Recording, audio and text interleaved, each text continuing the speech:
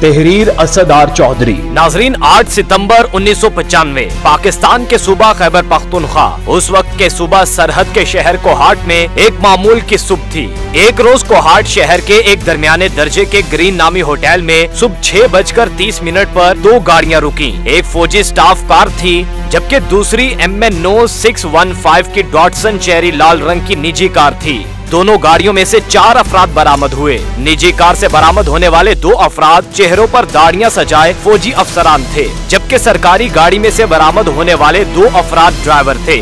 अफसरान होटल के रेस्टोरेंट में आए और बैठकर आपस में बातें करने लगे। इतनी देर में होटल में शलवार कमीज में मलबूस दाढ़ी वाला एक और शख्स दाखिल हुआ और रेस्टोरेंट में बैठे दोनों अफसरान से मुलाकात के बाद उधर ही बराजमान हो गया। तीनों अफराद ने चाय पी और फिर वो चला गया। चाय पीने के बाद दोनों अफसरान होटल में बुक किए गए कमरा नंबर 8 में चले गए, जबकि दोनों ड्राइवर्स को कमरा नंबर 9 में आराम करने का कहा गया। चारों अफराद सुबह 4 बजे रावलपिंडी से रवाना हुए थे। दूसरी तरफ महकमे कस्टम एंड एक्साइज इंटेलिजेंस का नौजवान senior intelligence and investigation officer Jawad Sultan Kohat के नवाह में मौजूद चक्कर कोट नामी गांव के बाहर अपनी 2 मोबाइल पार्टियों के साथ नाका लगाकर खड़ा था। उन्हें खुफिया इतला मिली थी कि यहाँ से असलहा स्मगल करने की कोशिश की जाएगी। जवाद के लिए शायद ये स्मगलिंग के खिलाफ एक मामूल का ऑपरेशन था, मगर अगले चंद दिनों में यही ऑपरेशन मुल्की और बैनुल अक़वामी सतह पर गैर मामूली अहमियत इख्तियार करने वाला था, जिसका शायद उन्हें वहमो गुमान भी न था।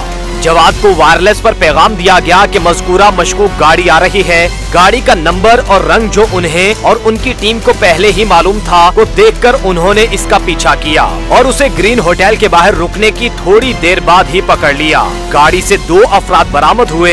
एक अपना तारुफ हाजिर सर्विस फौजी सिपाही मकसूद के तौर पर करवा रहा था और दूसरा शख्स अपना तारुफ कारी सैफुल्ला अख्तर के तौर पर करवा रहा था। दोनों के ज़रिए इस्तेमाल वही चेरी लाल रंग की गाड़ी नंबर MN 615 थी, जो अभी सुबह ही रावलपिंडी से कोहाट पहुंची थी।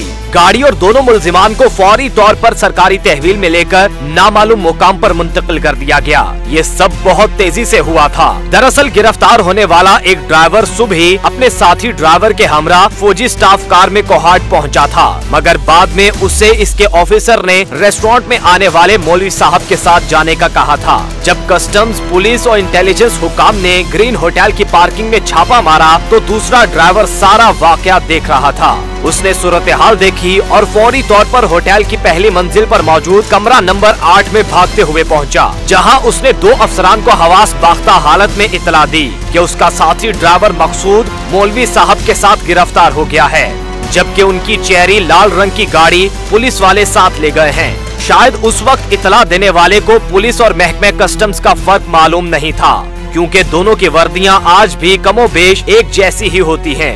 कई बरस बाद इस मुकदमे के मुख्तलिफ सिविल और फौजी अदालतों में दायर मुकदमात के दौरान रिकॉर्ड की गई शहादतों के मुताबिक ड्राइवर की तरफ से दी जाने वाली ये इतला कमरे में बैठे दोनों अफराद के लिए किसी धमाके से कम नहीं थी। उन दोनों अफराद में से एक फौज के हाजिर सर्विस ब्रिगेडियर मुस्तंसर बाला और दूसरे हाजिर सर्विस कर्नल लियाकत अली राजा थे, जबकि कस्टम्स, पुलिस और इंटेलिजेंस की तरफ से गिरफ्तार किए जाने वाला कारी दरअसल मशहूर जहादी कमांडर कारी सैफुल्ला अख्तर था। महकमे कस्टम्स और इंटेलिजेंस हुक्काम को असलहा स्मगल करने की इत्तला दरअसल फौज की मिलिट्री इंटेलिजेंस की तरफ से फराहम की गई थी। मिलिट्री इंटेलिजेंस ने उस वक्त कबायली इलाका जात और दर्रा के इलाकों में असलहा फरोख्त करने वालों के दरमियान अपने मुखबरों का एक मौसर जाल बिछा रखा था। उन्हें ये इत्तला शायद वहीं से मिली थी कि पंजाब से असलहे की एक भारी मिकदार की खरीदारी की जा रही है। ये इत्तला महकमे कस्टम्स इंटेलिजेंस हुक्काम से शेयर की गई और यूं कार्रवाई करके 2 अफराद को एक गाड़ी और असलहे समेत होटल के बाहर से गिरफ्तार कर लिया गया था। उस वक्त महकमे कस्टम्स इंटेलिजेंस और मिलिट्री इंटेलिजेंस के हुक्काम के गुमान में भी नहीं था कि कोहाट के जिस होटल के बाहर से एक गाड़ी को असलहे और 2 अफराद समेत गिरफ्तार किया गया था, इस होटल के अंदर ही इस असलहे के असल खरीदार मौजूद थे। कस्टम्स हुकाम ने गाड़ी खोली तो गाड़ी में से 26 क्लाशनकोव, 5 रॉकेट, 1 रॉकेट लॉन्चर और 50 हैंड ग्रेनेड बरामद हुए। जवाद सुल्तान की तरफ से फौजी अदालत को दिए गए बयान के मुताबिक 26 में से 17 क्लाशनकोवों पर खालिस्तान जिंदाबाद, जबकि 9 क्लाशनकोवों पर ऐसी कोई बात तहरीर नहीं थी। इस मुकदमे के एक मुलजिम के मुताबिक, जो अपना नाम जाहिर नहीं करना चाहते, उन हथियारों की खरीदारी का ऑर्डर कारी सैफुल्लाह अख्तर ने दिया था, जिस पर उस वक्त कमोबेश 2 लाख रुपए खर्च आए थे। सैफुल्लाह अख्तर कश्मीर और अफगानिस्तान में जहाद कर चुके थे और जहादी हलकों में एक जाना पहचाना नाम थे। सैफुल्लाह अख्तर को असलहा खरीदने के लिए पैसे ब्रिगेडियर मुस्तंसर बाला ने दिए थे, जबकि उन्होंने असलहा दर्रा आदम खेल में असलहे के एक दुकानदार हाजी फजल से खरीदा और उसे कोहाट पहुंचाने की जिम्मेदारी साद रसूल नामी शख्स को सौंपी। मुस्तंसर बाला का ख्याल है कि इसी साद रसूल नामी शख्स ही ने मिलिट्री इंटेलिजेंस को इस मामले की मुखबरी की थी। मुकदमे की कार्रवाई के मुताबिक ये कहानी यहाँ खत्म नहीं होती। ड्राइवर की तरफ से कमरा नंबर 8 में मौजूद अफसरान को पुलिस छापे की इत्तला मिलते ही दोनों अफसरान फौजी सरकारी गाड़ी में बैठे और रावलपिंडी पहुँच गए। रास्ते में दोनों ने अपने अपने दफ्तरों में इत्तला देने पर इत्तफाक किया कि वो कोटली में कश्मीर की आजादी के लिए बाज मुजाहिदीन को असलहा फराहम करना चाहते थे कि कोहाट में उनका ड्राइवर और गाड़ी पकड़ी गई। ब्रिगेडियर मुस्तंसर बाला ने पेशकश की कि वो सारा इल्जाम अपने सर ले लेते हैं और कर्नल लियाकत दफ्तर में यही बताएं कि ब्रिगेडियर के मांगने पर उन्हें गाड़ी दी गई। ताहम उन्हें इसके इस्तेमाल का पता न था। अलबत्ता कर्नल लियाकत ने इससे इत्तफाक ना किया। रावलपिंडी पहुंचने पर सबसे पहले मेजर जनरल जहीरुल इस्लाम अब्बासी को इस मामले से आगाह किया गया, क्योंकि ये सारा मंसूबा उन्हें अमीरुल मोमिनीन बनाकर मुल्क में खिलाफत कायम करना था। Army chief general Abdul Waheed Kakar ने 30 सितंबर 1995 को GHQ रावलपिंडी में मामूल का कोर कमांडर इजलास तलब कर रखा था और मंसूबा ये था कि army chief general Abdul Waheed Kakar और कोर कमांडर्स कॉन्फ्रेंस के लिए आए जर्नैलों को उनकी रहाइश के लिए दिए गए कमरों से गिरफ्तार किया जाएगा, जिसके बाद रातों रात मेजर जनरल जहीरुल इस्लाम अब्बासी को नया आर्मी चीफ तैनात करके सदर मुमलिकत फारूक अहमद खान लगारी और वजीर आजम बेनजीर भुट्टो को गिरफ्तार करके हुकूमत का तख्ता उल्टाना और फिर जनरल जहीरुल इस्लाम का कौम से खिताब करवाना था।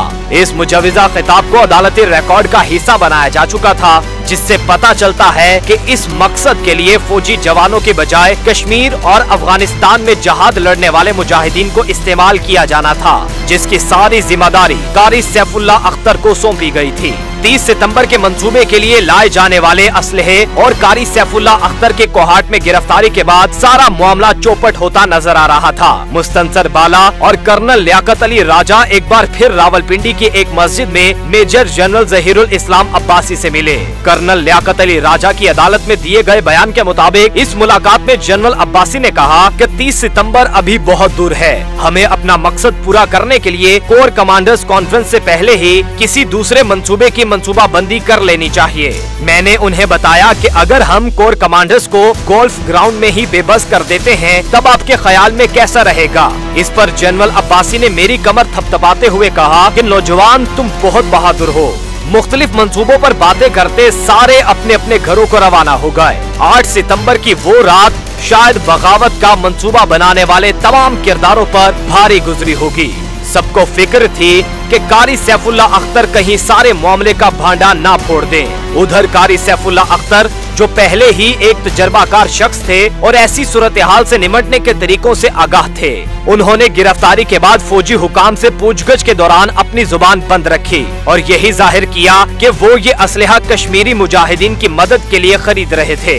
इस दौरान असलहा समेत बरामद होने वाली कार के मालिक कर्नल लियाकत अली राजा और ब्रिगेडियर मुस्तंसर बाला से पूछगछ भी हुई, मगर किसी को असल मंसूबे की भिनक तक नहीं पड़ी। बताया जाता है कि ब्रिगेडियर मुस्तंसर बाला ने अपने कुछ कागजात मुफ्ती सईद नामी शख्स को दिए और हिदायत की कि उन्हें जलाकर जाया कर दिया जाए। बादजा फौजी हुकाम ने मुफ्ती सईद से इस तकरीर की नकल भी बरामद की थी, जो मुल्क का इक्तदार संभालने के बाद मेजर जनरल जहीरुल इस्लाम अब्बासी ने करना थी। मुफ्ती सईद इन फौजी अफसरान के साथ वो वाहिद शख्स थे जो हर मामले से आगाह थे। फौज की तरफ से कार्रवाई के नतीजे में मेजर जनरल जहीरुल इस्लाम अब्बासी, ब्रिगेडियर मुस्तंसर बाला, 2 कर्नल और 38 दीगर अफराद को फील्ड कोर्ट मार्शल की कार्रवाई में सजाएं सुना दी गयी। कारी सैफुल्लाह अख्तर, मुफ्ती सईद और दीगर ने भी कैद काटी। ताहम सिविलियन होने के बाद फील्ड जनरल कोर्ट मार्शल की कार्रवाई से बच गए। मेजर जनरल जहीरुल इस्लाम अब्बासी सन 2002 में रिहा हुए और सन 2009 में वफात पा गए। मुस्तनसर बाला ने रिहाई के बाद सन 2008 में ऑपरेशन खिलाफत और जमहूरियत कुफर खिलाफत फर्ज है के उन्वान से किताबें भी लिखी, जो अब मार्केट में दस्तयाब नहीं हैं। मुंतखब हुकूमत का तख्ता उलटने की साजिश के जुर्म में फील्ड कोर्ट मार्शल ने कर्नल रिटायर्ड आजाद मिन्हाज को 2 साल जबकि कर्नल रिटायर्ड इनायतुल्लाह को 4 साल कैद बामुशक्कत और बरतरफी की सजा सुनाई थी। दोनों साबिक अफसरान ने सजाओं को कलअदम करार देने के लिए पहले लाहौर हाई कोर्ट और बाद अज़ां सन 2016 में सुप्रीम कोर्ट से रुजू किया था। ताहम हाई कोर्ट और सुप्रीम कोर्ट ने उनकी दरखास्तों को मुस्तरद कर दिया था।